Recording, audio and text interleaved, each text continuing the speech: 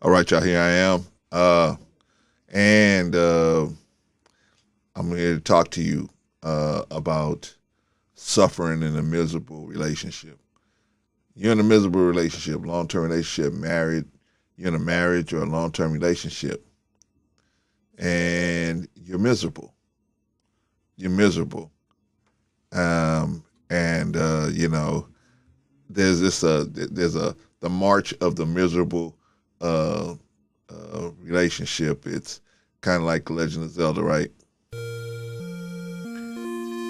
It's the march of the miserable person in a miserable relationship, right? And you're just trying to tough it out, right? You're just trying to tough it out. And, you know, we got a lot of us have a lot of different reasons why we do it. I wrote down about six of them that really are reasons that we think we should stay in, or we think we should stay, but we choose to stay in relationships like this. So I'm going to do this list real quick, and you got to decide. Ultimately, people can tell you what you need to do, but you got to decide what's best for you, and what's best for you is your mental health. So anyway, number one, and these are not in any order. They just I just as I wrote them down. Uh, People stay in these bad marriages for the children or the bad relationships because of the children. They think if they leave, now I will say this about men. Men feel like if they leave the relationship, they instead of at least at this point they're seeing their children every day, and if they leave the relationship, they're not even gonna have contact with them, maybe a couple of times a month, and so they look at that as, oh man, I can't handle that. So I'd rather put up with this, suffer through this, than to walk away from the marriage. But you got to think about the children, man. If you're showing your children uh, the misery that you're going through, you all you're doing is teaching them how to be miserable. You're teaching them to accept misery as a condition of their relationships. So when they get mistreated in relationships, they will accept it instead of you showing them, hey, this is, I love you, I love everybody, but I cannot accept the way I'm being treated here. And so I have to move on, and you have to move on. That's a good lesson for your children, especially your boy children, especially, well, really both of them, the girl children too. It's a good lesson to show, to teach that, you don't have to stay in a bad relationship just because of the children. You can work something out. But this all goes back to vetting the person, and then when you do get married or you do get into a long-term relationship, but it's best to get married. At least in a marriage, you can outline everything you want to have happen in the event that things don't work out the way we want it to work out. You can outline that in just in a long-term relationship. There's no way you can document any of that stuff. You just basically freestyling, and whatever happens happens, right? Anyway, moving on. Yeah. So if you stay in a relationship for the children, to me, that's not a good deal. You can set something else up. I know it's hard. Easy for you to say, Clarence. It's easy. You ain't got to go through that. No, I don't. I've seen enough people who have gone through. I have very close people that have been through that with me, and I've actually been with them. I actually have a son going through that right now. So I understand what's all about. But if you stand for the children, man, that's not a good reason to stay, in my opinion. In my opinion, but like I said, you are the ultimate person who has to decide whether what you're suffering for is worth it. Is it worth it to show your children how to accept poor behavior, and learn to accept it rather than teaching them how to say, hey, no, I'm worth more than that. I'm not going to allow anyone to mistreat me. Because that's basically what you're teaching them, is how to be mistreated, how to be miserable. You're giving them a guidebook on how to be miserable. And is that what you want for your children? Do you want your children to be miserable? Okay, then maybe you got to make some changes. All right, number two, the fear of loss. Fear of the loss, right? You got all these different assets together. You got all this money. You got a retirement. You got 401ks. You got IRAs. You got all this. So you got you got all this stuff, investments, annuities. You got all this stuff, right? All these assets, maybe real estate, maybe a business, together, vehicles, whatever, right? And once you pull the trigger on a divorce or separate from a long-term relationship, now all of those things go into question, right? See, in a marriage, you can outline all of that stuff. You can document all that stuff. In a long-term relationship, you can't document anything. It's just up for grabs. And the reality of it is probably the woman is going to get the lion's share of most of everything, right? That's the reality. But that's not a good reason to stay in a relationship. I mean, ultimately, you have to sit yourself down and say, hey, man, you know what? I'm going to take a hit. Resolve yourself to understand you're going to take a hit. You know what I mean? We all take a hit. So you're going to take a hit. But like I said, is it better to be a slave to a bad relationship, or is it better to be happy? Maybe you don't have the financial means that you had when you were in the marriage, but at least you have your freedom and your peace of mind. You know what I mean? You got your peace of mind, and you don't have to worry about. You don't have to have that moment where you pull up in your driveway and you're trying to get the strength to walk in there and go deal with somebody who you can't stand, because that is a bad way to live. That's a bad way to live. All right. So, don't let your children be the reason. Don't let the fear of the loss of assets be the reason. You know what I mean? Understand you're gonna take a couple hits. You know what I mean? So, this is why we go back to vetting. If you vet the person better, you can see up front if they're the kind of person that's reasonable, right? You're dealing with an unreasonable person, man, then, that's going to be bad on everybody. But that's why up front you want to have somebody, you want to make sure you're dealing with somebody that's reasonable. Even under stress, they're reasonable. Because once you get into this type of situation, man, if you're dealing with an unreasonable person from the jump, by the time it gets to this point, they're just going to be unreasonable. They're just going to, the whole point is going to be to hurt you when you decide you want to leave. And they will just drive up the lawyer fees. They'll drive up all the costs just because they know you're going to end up having to pay for it. It's just a mess. So to avoid all that, go into a marriage properly.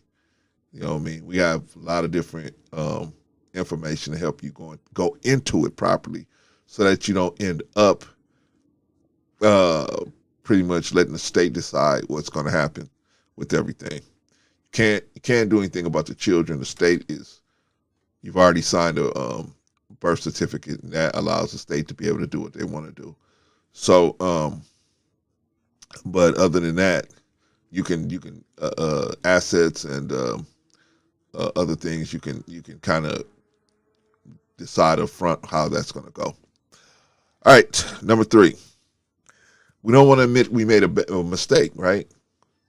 We don't want to admit we made a mistake. We don't want to admit that we failed, right?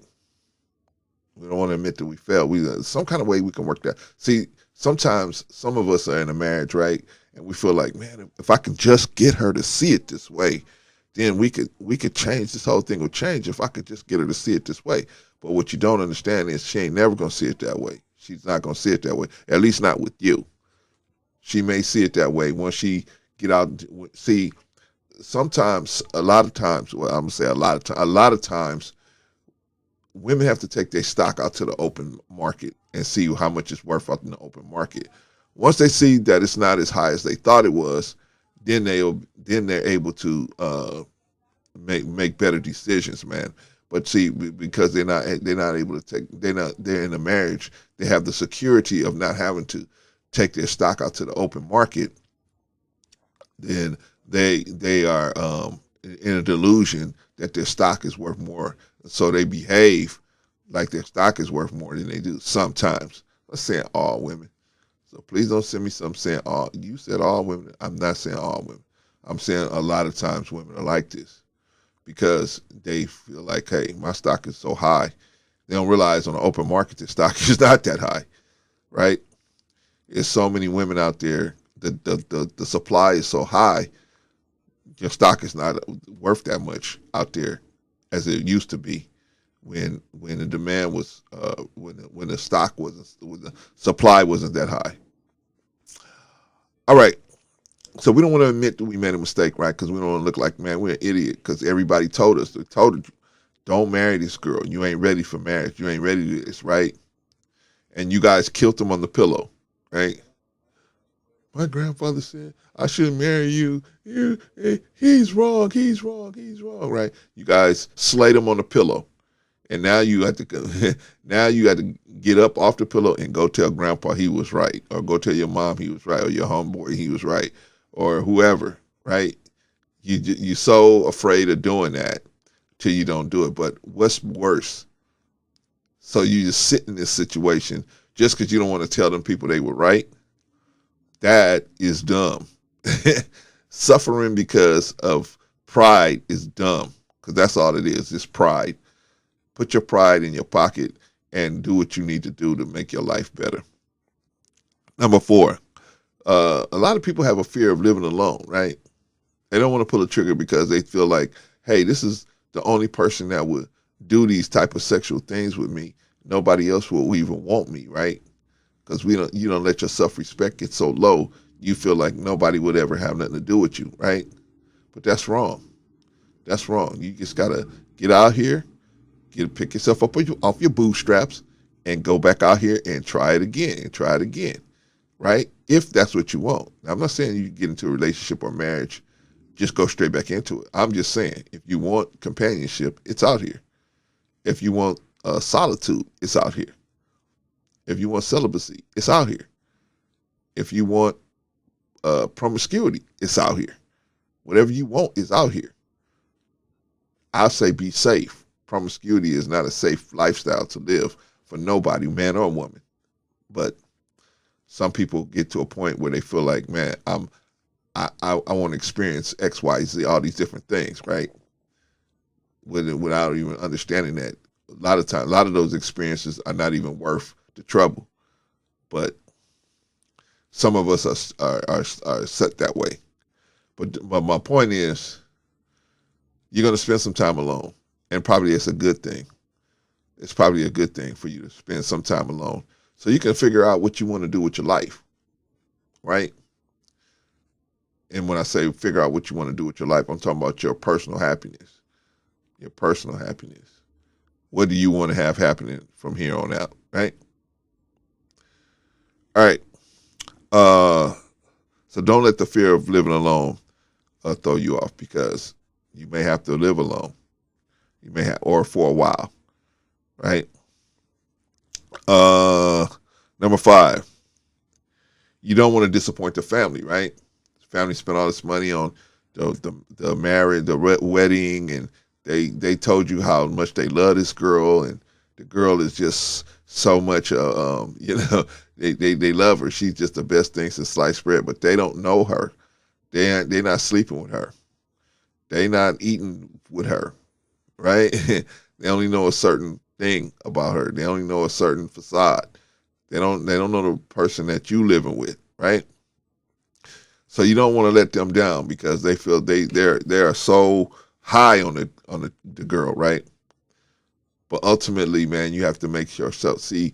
A lot of this stuff is just pride. You know what I mean? We just don't want to look bad, and we don't want to make other people feel bad. But hey, you only got one life. You only got one life. Is it worth being miserable for the rest of your life? You know what I mean? Sneaking around, having affairs, just so you can, keep this facade going. Is that really what you want to do as a grown man? Sneak around? You're a grown man.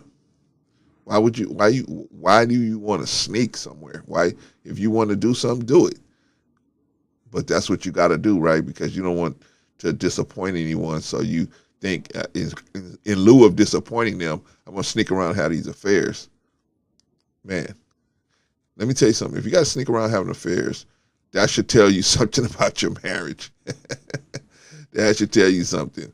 That should tell you which direction you need to be going in a marriage. And yes, it's hard because we don't want to hurt people's feelings. We don't want to let people down. But ultimately, it's better than living miserably. Sneaking around as a grown man. Come on, man. As a grown man, you got to sneak around. Ay, ay, ay. All right. And the last thing I put up here is a lot of you guys don't know how to take action. You don't know what to do next. It's so um, overwhelming. The idea of being in a divorce is so overwhelming with all the things that's going to go with it that it's just overwhelming, and you get analysis paralysis, right? You just don't know what to do, and you just sit there, and the other person sits there with you too, and it just grinds down into a really difficult situation.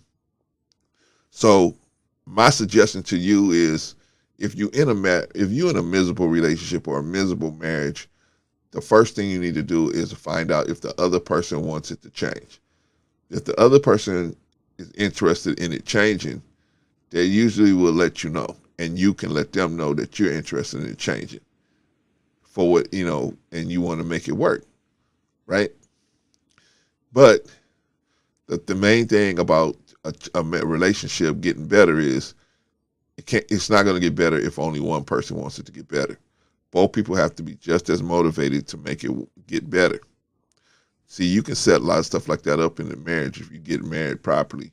You have the right documentation. Get in when you're getting into a marriage.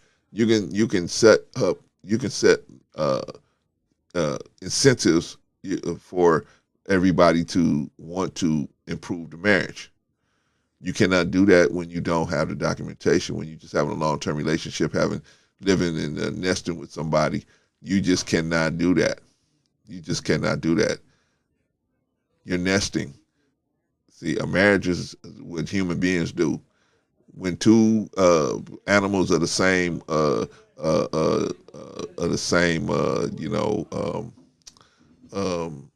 type, live together, that's called nesting. That's called nesting. That's called brooding. If you're not married, you're nesting. Like rats, like birds, like beavers. You're just nesting, right?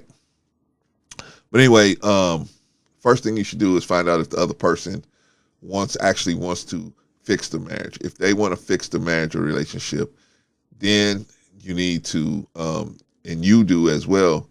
Then you need to seek some help, get some outside help, and try to figure it out. But both people, both people have to be willing. You have to be willing to fix it, and then you got to have the discipline to fix it.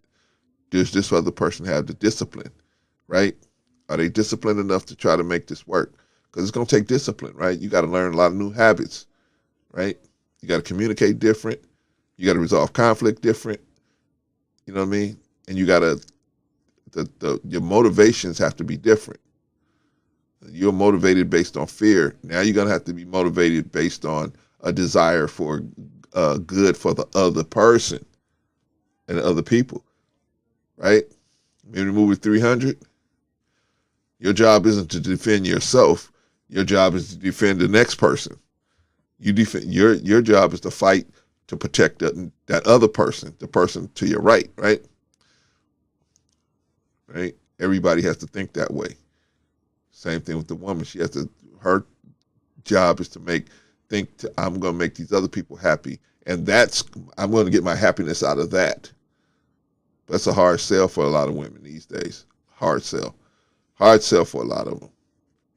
Anyway, so if you're wanting to get you want the relationship to work, to get better, and she wants the relationship to get better, and both of you guys are willing to learn, and both of you guys are willing to apply discipline to your lives and change some of the bad habits that you have, you got a shot. You got a shot. Those are the first two things that you need to have happening before you can actually get your relationship to be better, right? I'm just saying, you know what I mean? But what do I know? I got 32 years married. What do I know? To the same woman. What do I know? What do I know? You guys go out there and listen to people that, don't have nowhere close to that kind of a track record, and and raising children, not only being in a marriage, but raising children at the same time. That's a whole nother ball game right there. And so, anyway, I'm being facetious, but I mean, it depends on what you want. If you want your relationship to work out, hey, um, you got a better chance listening to me than listening to one of them other people because I got the experience and know-how and knowledge, and those other people just got the books. So, anyway, um, that's my take on that. And also, if you're looking to get married and you thinking, hey man, I want to get married, I want to, I love this person or whatever. Hey, before you do that, go up there. You see the website up there. You see what we got a website, pre-marriage mentor, where you can go and get some good information about what you should do pre-marriage before you get involved in a marriage. That way you can be protected. You'll be protected. The women go into a marriage just protected. But what about you? You don't go into a marriage just protected. And if she really loved you, wouldn't she want you protected too? So anyway, think about that. And like I said, go to the website and you can go there, get some information. And if you're really serious about getting married, I'm going to suggest that you get a free consultation from me and let me talk to you and let me help you determine if that's something you should do at this point, or maybe there's some challenges you might need to address before you jump in there. All right. Anyway, thank you guys for stopping by, and